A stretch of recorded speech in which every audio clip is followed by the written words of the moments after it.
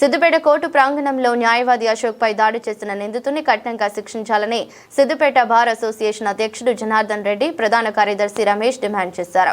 న్యాయవాదిపై దాడికి నిరసనగా విధులు బహిష్కరించిన న్యాయవాదులు కోర్టు ముందు నిరసన వ్యక్తం చేశారు. అనంతరం మాట్లాడుతూ రాష్ట్ర వ్యాప్తంగా న్యాయవాదులకు రక్షణ లేకుండా పోయిందని ఆవేదన వ్యక్తం చేశారు.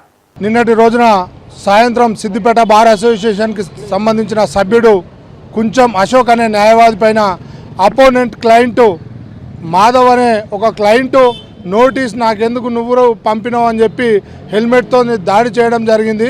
దాన్ని సిద్దిపేట బార్ అసోసియేషన్ పక్షాన మేము తీవ్రంగా హేయమైన చర్యగా భావిస్తూ తీవ్రంగా ఖండిస్తున్నాము.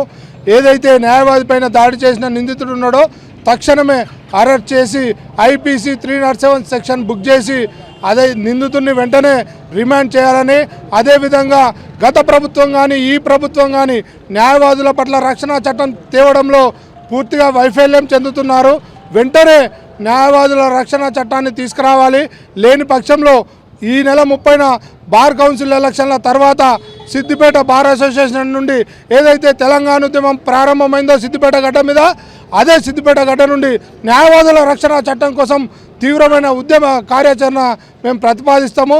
ఇప్పటికైనా న్యాయవాదుల దాడుల పట్ల ప్రభుత్వాలు వెంటనే కళ్ళు తెరవాలని మేము సిద్దిపేట బార్ అసోసియేషన్ పక్షాన డిమాండ్ చేస్తున్నాం.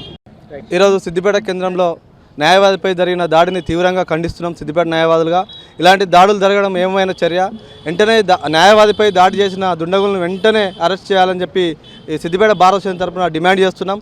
వెంటనే న్యాయవాదుల చట్టాన్ని పార్లమెంట్లో ప్రవేశపెట్టి చట్టాన్ని వెంటనే తీసుకురావాలని, ఈ బార్ కౌన్సిల్ ఎలక్షన్లు పూర్తి కాగానే మొదటి చట్టంగా న్యాయవాదుల చట్టం ఉండాలని చెప్పి సిద్దిపేట బార్ అసోసియేషన్ నుంచి డిమాండ్ చేస్తున్నాం.